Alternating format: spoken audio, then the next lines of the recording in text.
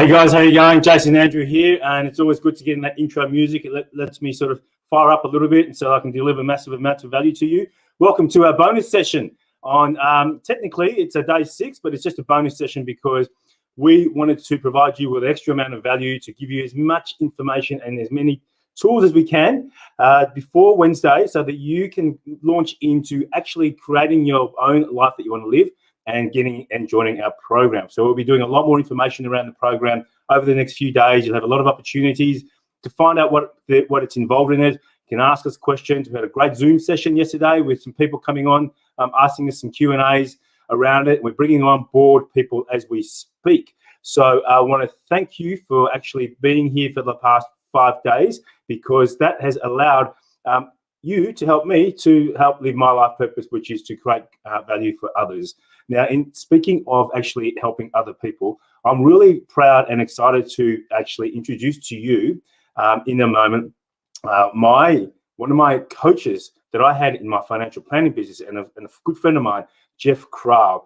And you might remember that when I had a financial planning business, we used to travel over to all the way from Australia, from Melbourne, Australia, all the way over to San Diego, went over there over a dozen times to be taught in this process called values-based financial planning. And Jeff was my accountability coach. He was a person that made sure that I did what I said I was going to do. And he helped me set up the actual processes and things that I needed to do to achieve the success. Now, the interesting thing that when I'm thinking through accountability is that it's not necessarily the actual, it's not necessarily that you do everything every time that you are meant to do it. The fact that Jeff was there, and I knew that his call was coming sometimes, because, life gets in the way. And I had a scheduled call with Jeff, and I'd see it in my calendar coming up, or I'd say it's coming up next week. And, oh, geez, I got that call with Jeff. I better go and do all those things that I said I was going to do. And that simple act of accountability made sure that I did some things that no one else was doing. And that helped me move up. Now, the other thing that's great about having somebody in your corner helping you grow is that it actually taps into you, into that concept, or into that real feeling within you of that need to grow and to always learn. It's something I'd always been brought up with as a kid. When I was younger, when I was going through school, my mum always was really big on education. It was a bit of the running joke with my friends, that whenever my friends came over to my house, Mum would always ask them what book they were reading. She'd always be asking them intellectual questions.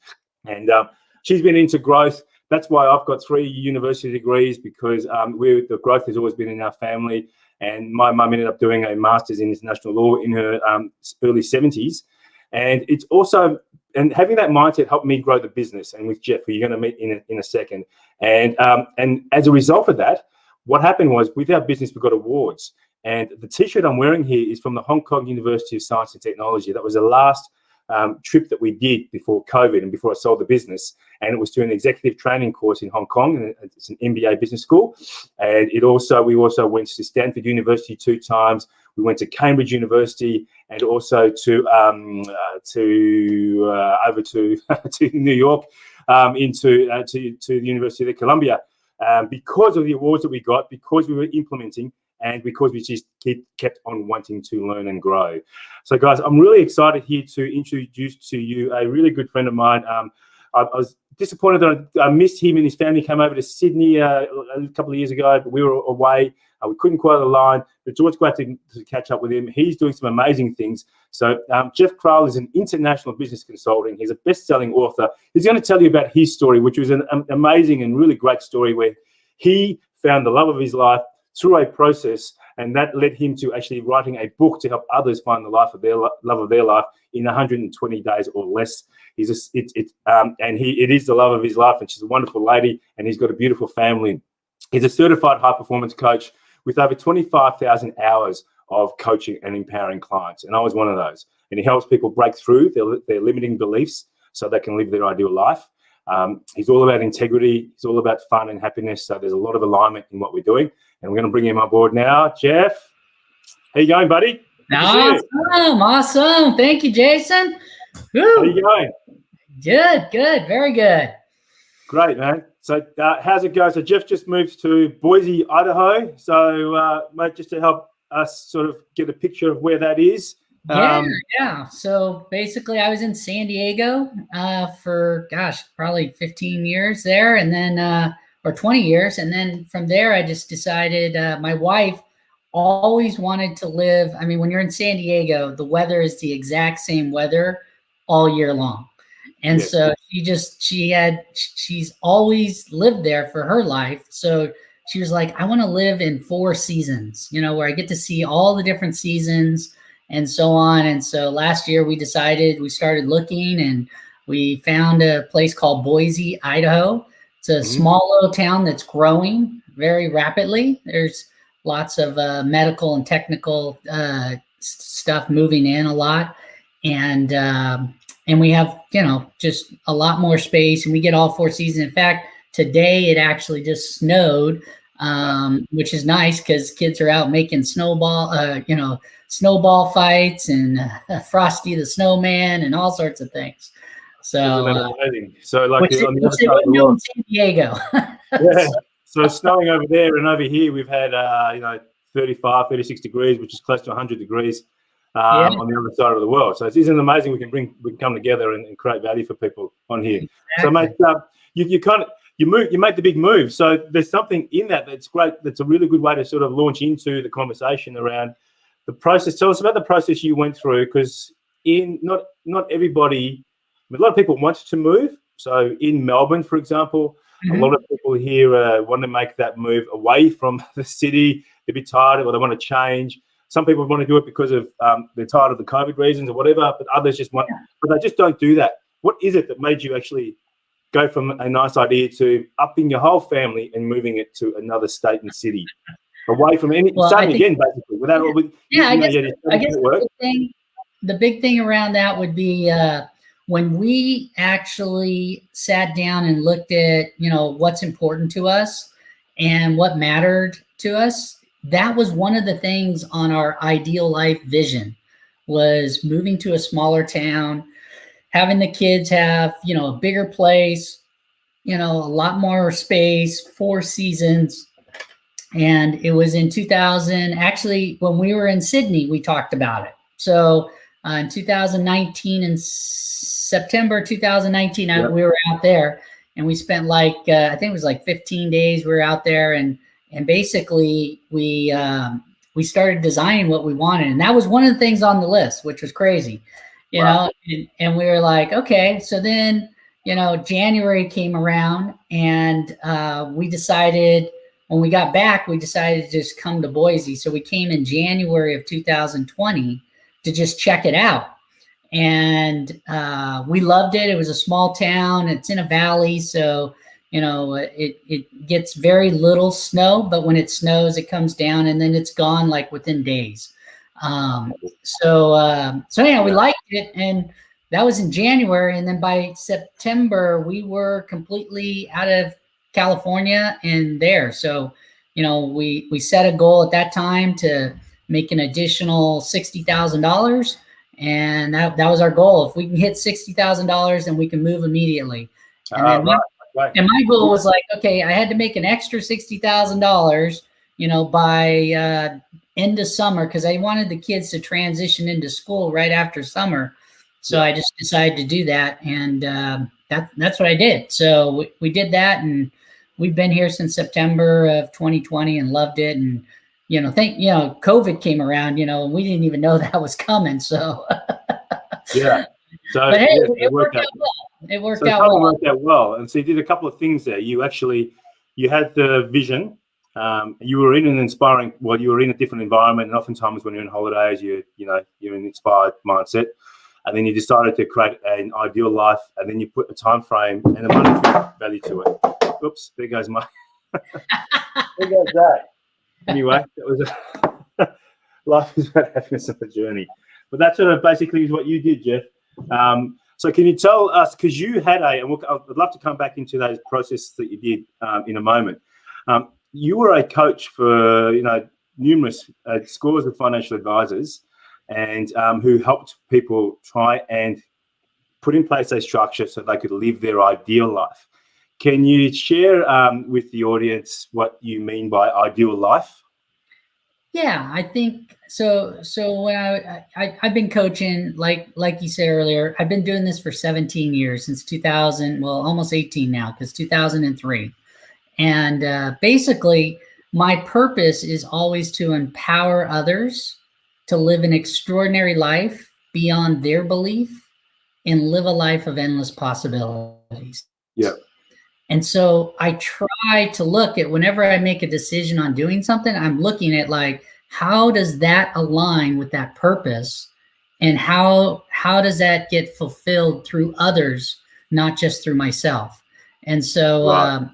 in helping people in the financial industry, the financial industry, a lot of times they just want you to get more and more clients versus actually having a purpose of where to go. And that's like when we were working with you, for example, the goal is always like, what is the end point?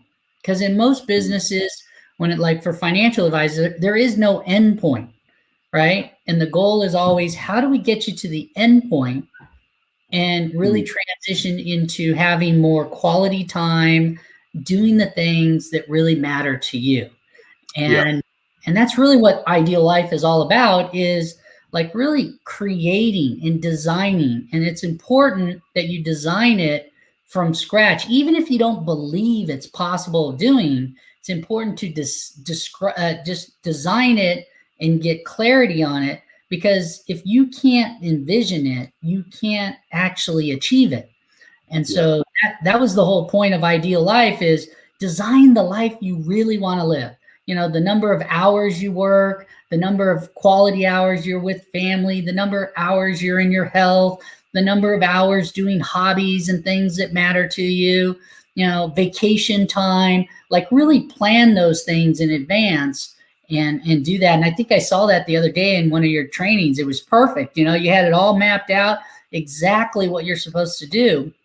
And that's exactly what you want to do. You want to design the life that you want, and really start living in it today. Even if it's a tiny bit of what your big vision is, you definitely want to keep living that tiny bit, because each little tiny bit gets bigger and bigger and bigger, and to the point to where you actually achieve it and fulfill on it. And, you're really living your ideal life. So I'd love to just sort of hone in on that a little bit, because some of the people you worked with were really successful advisors with big businesses. And some of them, traditionally in financial planning worlds, and we had it ourselves, hundreds, but 1,500 clients. But you helped people sort of reframe the measurement of success within a business from just having, a great big client base, earning this money, into something that means more to them by creating your ideal life, as you were saying. Did you get much resistance? Was it hard for these people who had been like, I do think, man, I'm really good at it, I'm earning all this money, and you're telling me, did you get much resistance? Yeah. Well, even though you had a good solution? Absolutely. You get resistance, right? Anytime something's new, most of the time people, want to resist it because they're comfortable with what's there, right? Yeah. And in this case, especially in the financial industry, it's more, right? And they may have spent 5, 10, 15, 20 years building all these hundreds of clients. But what they really didn't realize is that they weren't living the life that they want outside of their business. And that's the thing, that when people get clarity on what that vision is, then they're more motivated to following your advice and taking action. Some of my clients didn't realize it, but they are like, man, if I sold, 200 of my clients, to someone else that could service them, that would give me so much more time back. And those clients I could replace with more of their best clients that generate the same amount of income, but with half the amount of time. Yeah. And when they started to see that, the light bulb would go off, because when you start to ask them, well, what would you do if you only had to work a 3-day work week? What would you do? I mean, what would you do then Thursday, Friday, in the weekend? How would that look now if that was the case, right? So how would you go from being so people who have been used to servicing lots of clients, there would have been a sense of obligation as well for a lot of them to letting go. How did you manage that kind of jump? Well, the obligation is the level of service. So the more clients you have, the less of the service value you're really delivering, unless you're hiring and getting more and more and more employees inside your business, which Yep. creates even more time consuming for you, the business owner, right? So the goal was to like, how do you transfer those clients to someone that could give them even more time than you could give them, right? And yes. And so wouldn't you want your clients to have more time fulfilling on their financial goals? And the answer was always, yeah, of course I would. So then it comes down to, win-win situation. Yes. So it's better for them that you actually let them go and find someone else to look after them that's better suited, so you can spend the time on somebody and devote more time to certain people. Yes. Exactly. And we made sure that they had really hired that person to take over and was the best fit. It wasn't just like you send in your clients and just getting rid of them really quickly. They did a lot of work really identifying, who's the right person for them, what's the quality of work that person's going to be able to deliver to them, and are they a fit in personality and so on. So yeah, okay. So then that comes into, and we talk about this a lot, and it's you hear this word limiting beliefs, and we touched on this in the 5-day program around, winner's image, reframing. A lot of people live in regret and disappointment in the past, which sort of impacts how they feel about themselves now and their kind of feeling of confidence of achieving their future. Where does how did you share us your insights on limiting belief, having taught over 25 years now? Well, that's a huge one, that's for sure. So I have something I call my 5th power formula.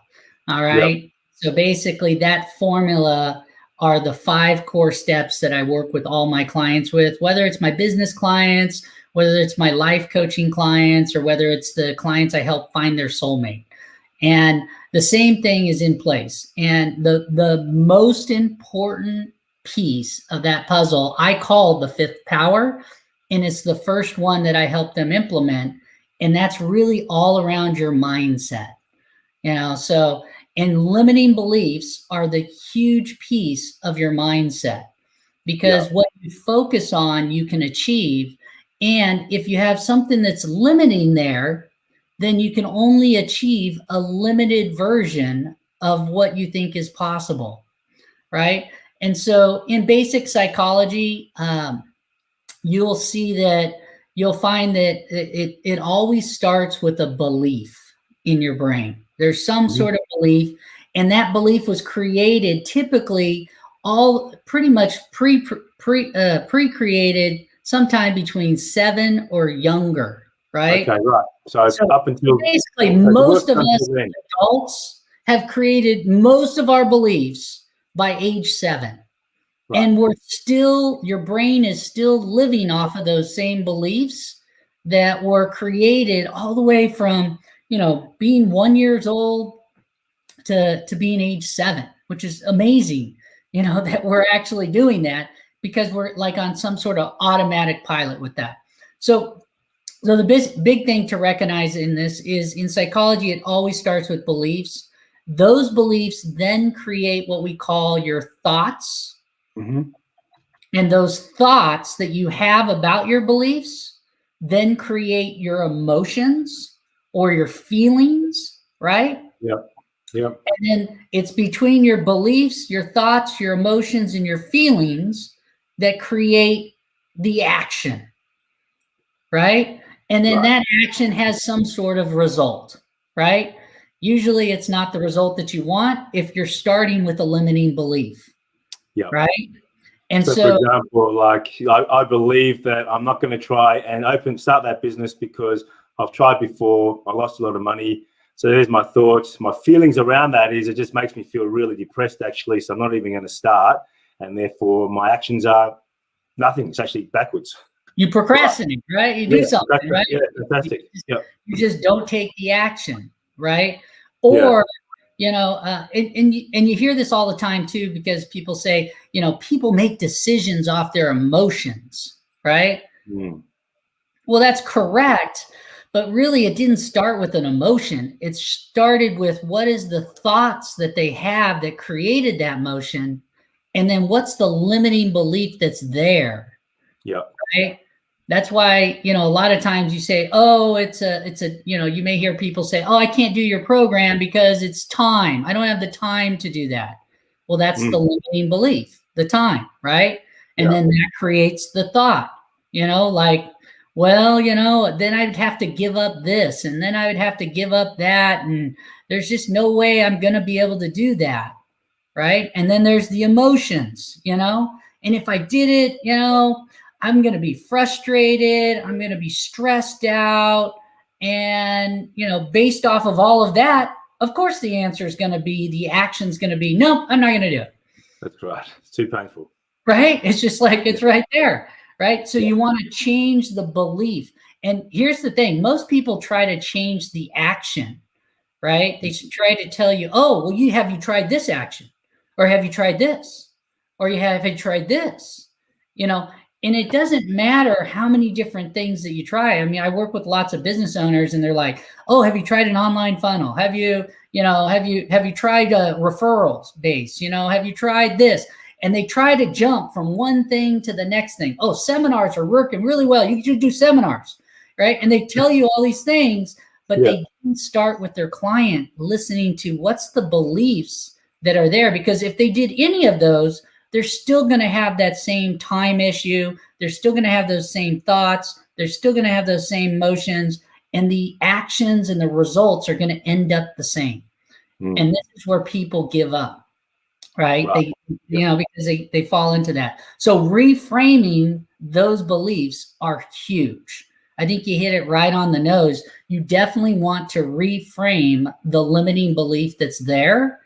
And just like, you start to look at it. Let's say you learn this belief at age 7, right? Because you're watching your parents, and your parents always said, oh, we just don't have enough time for this. We just don't have enough time for this. And then you just started to believe, hey, life is so short. We just don't have time for these things, right? Right. And then you live your life for next 35 years, 40 years, right? Believing this mindset, right? And practicing it all the time. You've created this deep habit that's now there, right? So you're looking for reinforcement of your belief. Yeah. So you've got to shift that belief. You got to first recognize that's a limiting belief for you, something you learned probably very young. And here's what it is now. And then the second thing you got to do is you got to reframe it, like you talked about. And here's the key thing that I think most people miss out about it. You've got to find evidence in your life about how that new reframe that you created is the truth. Okay. And this is important because most of the time, like, there's plenty of evidence I can find in my life where I could justify that I didn't have time. Right. So that's why that belief is still there. Right. But if I could reframe it and say, I always have time to live my ideal life, right? Or time is I have more time than anyone else, right? I can always squeeze more time in my life to be able to have the things that matter most to me.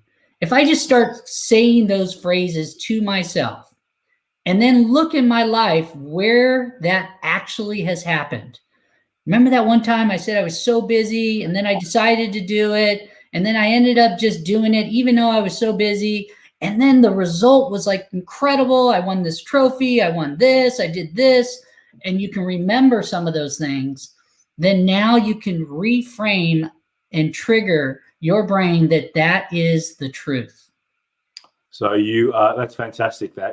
So that's gold. So you got to change, because a lot of people just do the reprogramming piece, and they'll just read, right? The and read it, right? Read it. but they don't try and find that matching evidence. And so what happens is that they're reading, but they're just really, they know this is no, and then just reinforcing how wrong it is. So they're reading, I'm really great, I can do this, but deep down they're feeling that they can't, and they've got this.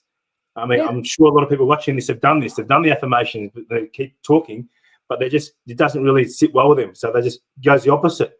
They don't exactly, right? They still get stuck with that limiting belief because the justifications and the reasons of the limiting belief have been there for so long that you feel like the evidence of that is more true than you just reframing something. Yeah.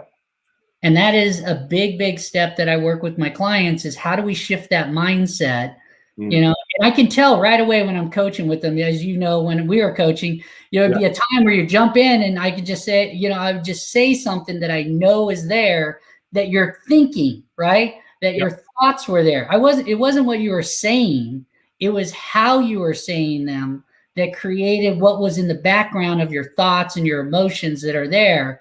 And that's what I tend to address when I'm working with people, because that's the thing that's going to change the action or change the result of the action, right? Yeah.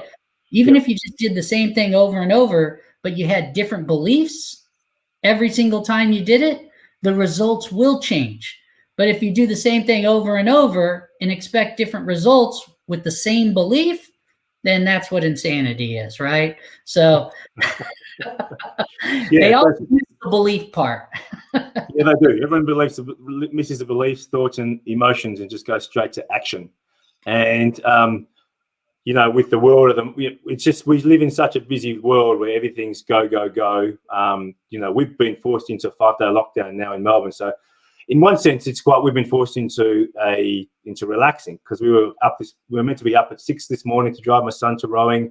My other son was going to play tennis. Daughter's got netball.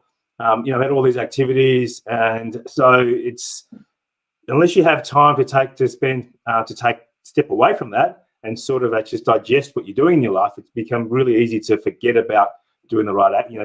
Move away from just action world. So Jeff, when you're dealing with people, what are some of the who are trying to get to goals, because you deal with very successful people. What are some of the things that stop them from achieving their goals? So obviously the limiting beliefs, that's one huge anchor.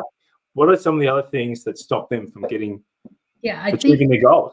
There's 3 major things that I almost always notice in my clients, and they're the big ones, and they encompass multiple limiting beliefs, because really the limiting beliefs is what really ends up stopping you. But I would categorize those limiting beliefs into different categories.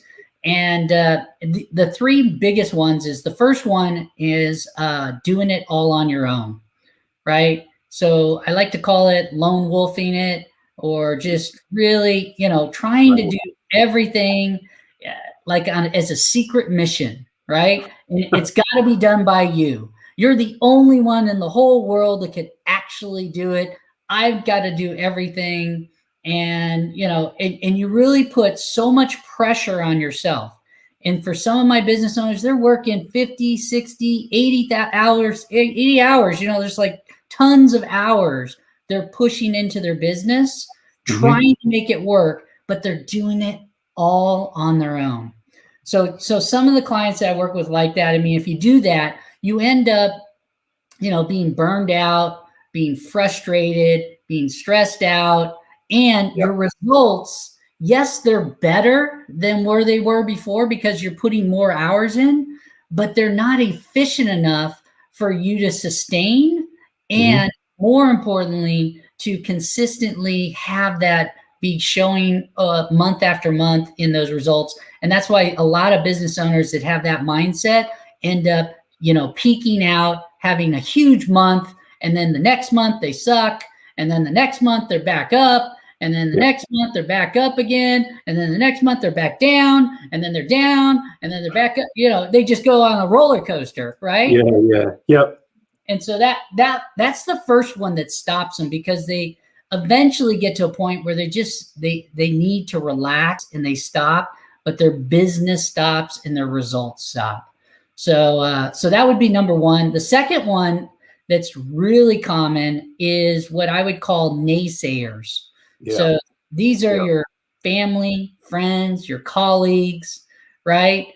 And I wouldn't say that they purposely say what they say, but they say things in ways that, like, well, you should do this, or, if you don't stop doing this, then you're going to fail, or the reason you're failing is because of this. You did so well last month. Why don't you just keep doing the same thing? And they start to say all these phrases, right, that are out there to you. And like I said, most of the time they're not really like purposely trying to stop you. But what ends up happening is when you have those negative beliefs and that in negative internal conversation, what they're saying is matching up as a good reason that you had for your limiting belief and what's there. And you're matching it up and you're saying, you know what, you're right. I agree with that. I've been saying that to myself in my head, That's right. And they don't say this out loud, but this is what they're saying inside, right?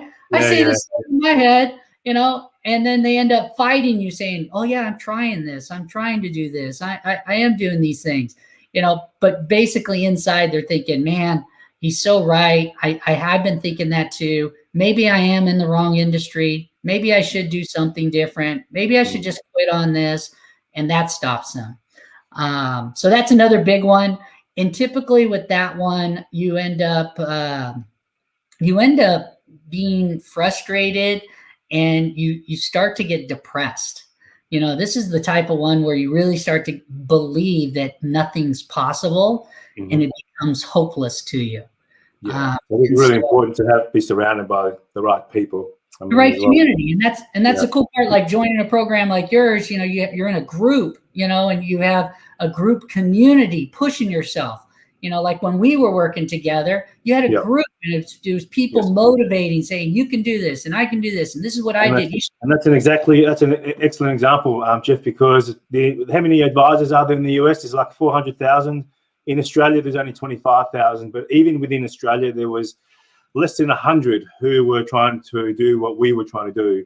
And for some advisors in Australia, we were a little bit, we were those guys that talk about the wishy-washy stuff about you guys over there say you're California kind of guys. So, but a lot of advisors here would say, look at us and think, look, just focus around, the portfolios and what are you trying to do? Worrying about client cash flows and values and beliefs. Just, you get your head in the clouds. So it's really nice to be able to fly all the way over to the US in a plane for 14 and a half hours, get to LA, get another drive down for 2 hours down to San Diego, just to be for 6 days to be surrounded by other advisors from around the world who are trying to do the same thing. And then we would finish that 6 days feeling awesome and then going back out there and implementing.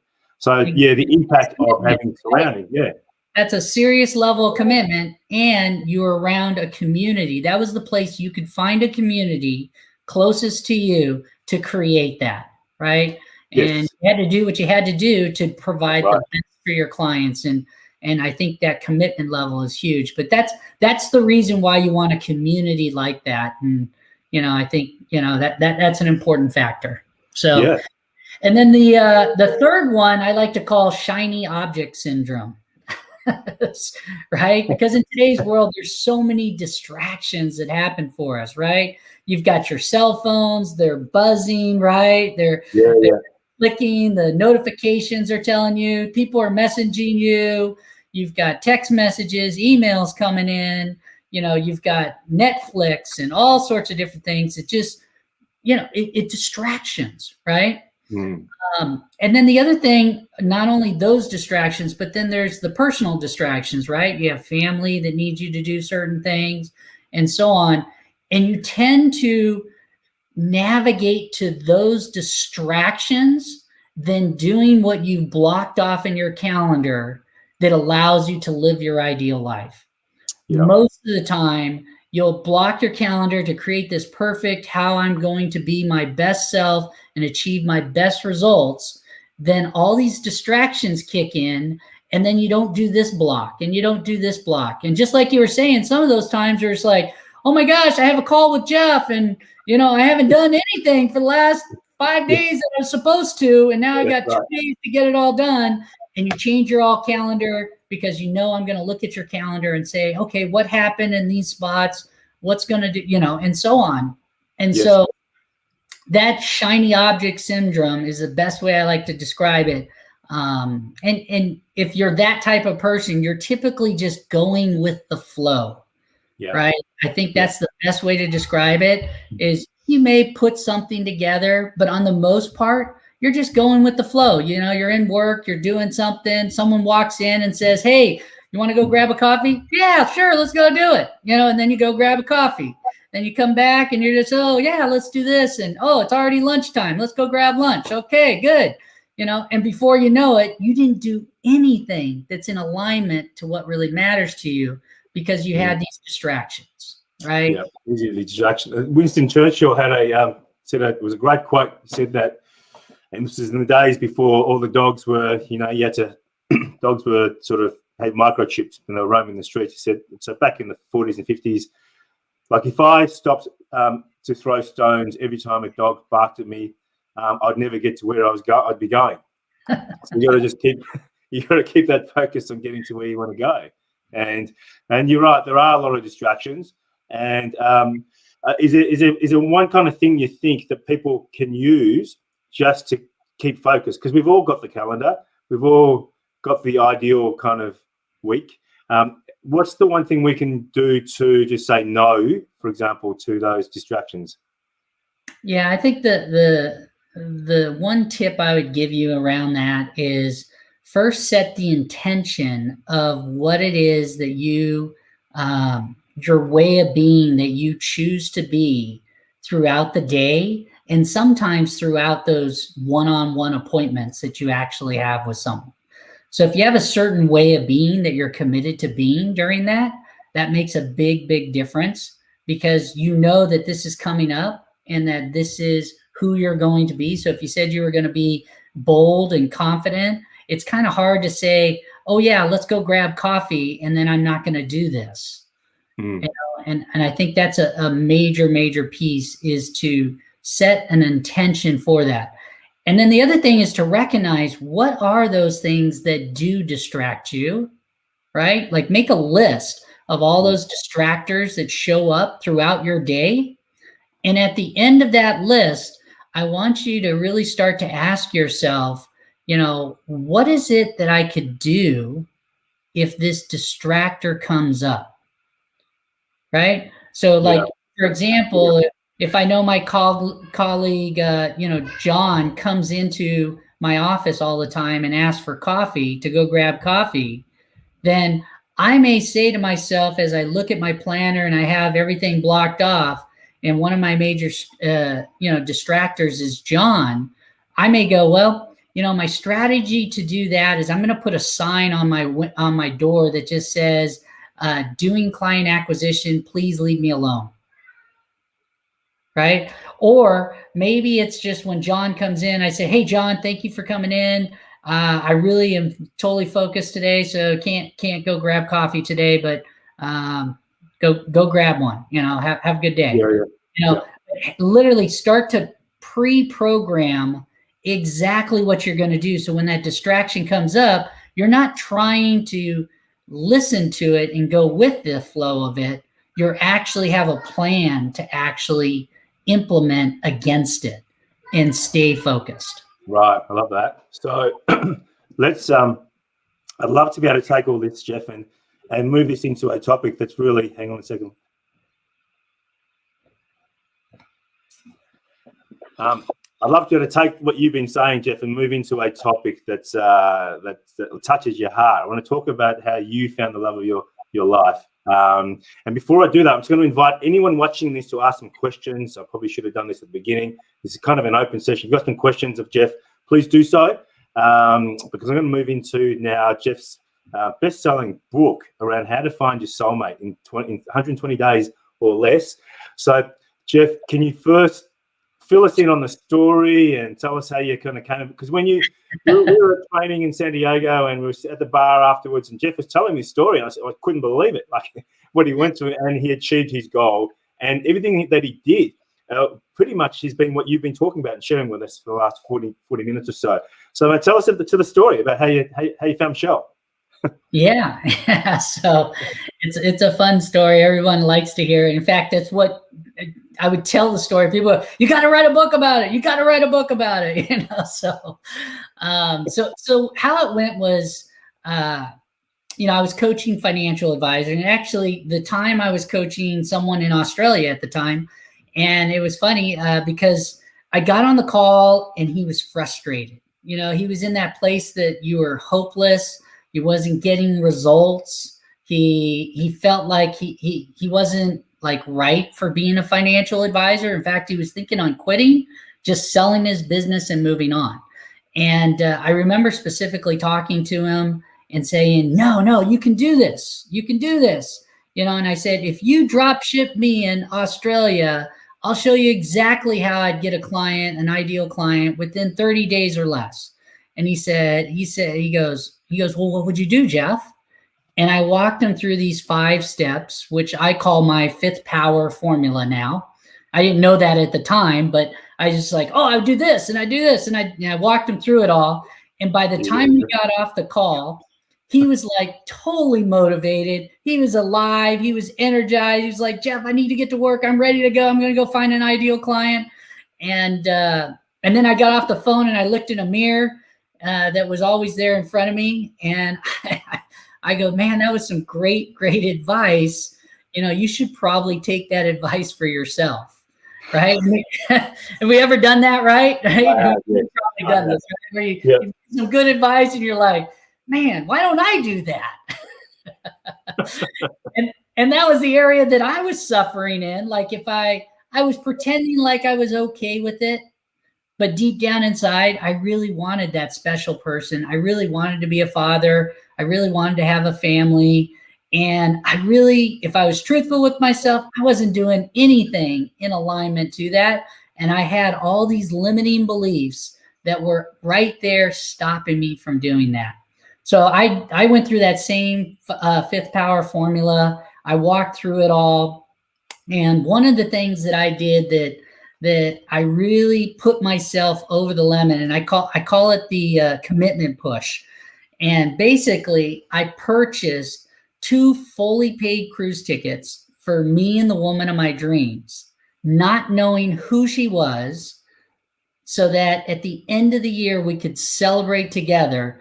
And I would know that I'd be sipping daiquiris on the deck of this cruise, knowing that this is the woman that I'm going to marry. And can you repeat that again, Jeff? Because I just would want people to hear that. I don't think many people would actually understand. They hear about things that you should do. They hear about, if you want to actually be successful, just book, just do it, book your flight. Can you just repeat that, because it's just so worth people hearing this? Yeah, I call it the commitment push. Okay. Yeah. The commitment push is really something you do, right?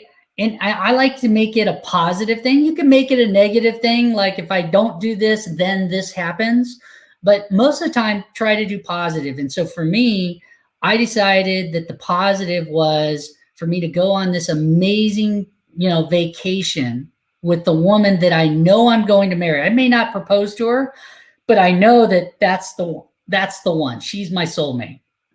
And so I decided to do that, even though and here's the other thing, Jason, it was really crazy, is I couldn't afford it, right? I literally couldn't afford it. I was doing really well in my business, Yeah. And I got really anxious about this, and I was thinking, yeah, that's what I'm going to do. And then I was going to back out of it.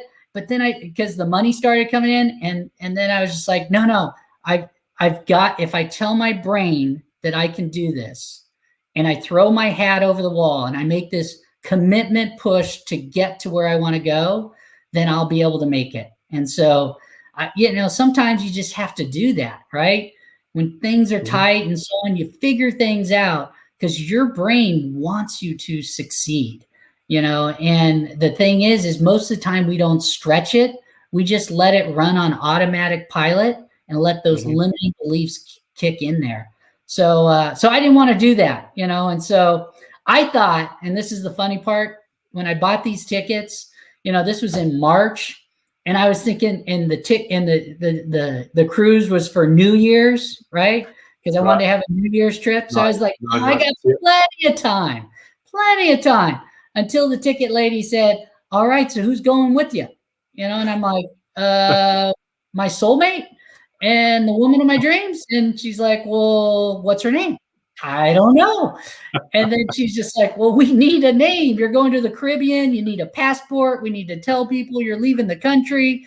Yeah. And I'm like, okay, by when? And she was just like, well, it was about 160 days out. She's like, I need it by August, and I was like, okay, you'll have it by August.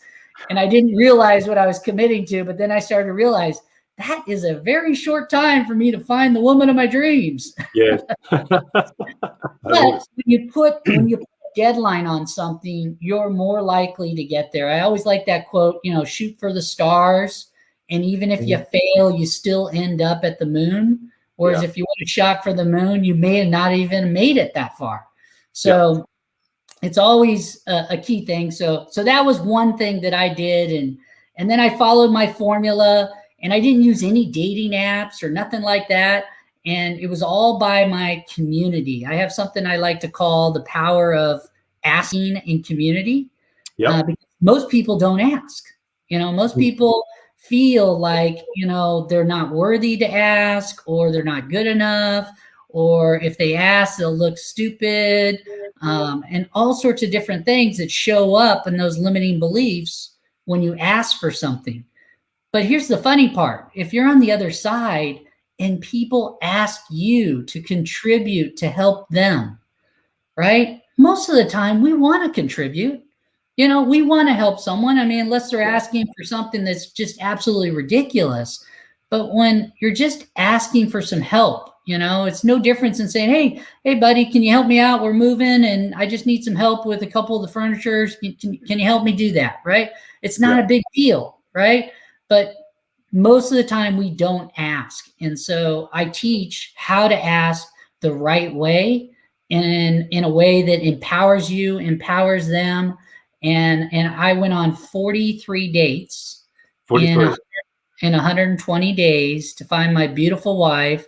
And all of those dates were women that really met my attributes, my values, and the characters that I was looking for in my soulmate. So yeah. Wow. That's my short story of it. Yeah. So, and just for the people here, when you were feeling that, was there any time that you faltered throughout those 43 dates when you thought, you know what, this is just crazy? And if so, what did you do to just pick yourself back up? Because I'm sure they would have had some of your friends would have said, Jeff, what the hell are you doing? I'm sure you would have been surrounded by naysayers. What did you do to keep moving forward? Yeah, so there's quite a few times where those limiting beliefs were there, right? They're still there. Like, and that's one of the reasons why I always suggest having some sort of commitment push there, something that's on the line. Like, I was like, I've got, money invested now for me not to do these actions. Because if I don't, then I'm going on this cruise by myself and I'm paying for two. And, I didn't want to do that. And so that was one thing. There is that piece, like, no, you can't give up. You've got to find her before the cruise, so that was one thing. But the other thing was a community. So I had a group of people that I met pretty much on a weekly basis. So that's why it's always important to have a community, and those people cheered me on, right? So that when I had the naysayers say whatever they said, I also had the positive people saying, no, Jeff, this is the right way to think. You're thinking the correct way. Keep it going. It's amazing what you're doing. Keep doing it. And then they wanted to contribute, right? Yes. With the whole power of asking as well. And they were contributing and helping me on my journey and so on. So it became more of a community thing versus a thing for me and me only. So yeah, so that was, and everyone celebrated in the win there, Jeff. So where can we go? And I'll put it up here so that people can, and we'll put it up in this post afterwards. Where can people go to find out more information about this, to hear more of your story, if they want to hear the longer version, because I'm sure you would have touched a few people here with just even the short version, and I got excited again, and I've heard it a few times, and I'm sober. So where can they go, man? What's the best place for them to go and get some info? Yeah, I think the best place is you can go to hpxcall.com, and that's the best place where you can really start to move yourself forward in whatever limiting beliefs that are stopping you. You can always go to my website as well, but which is just my name, Jeff Krahl.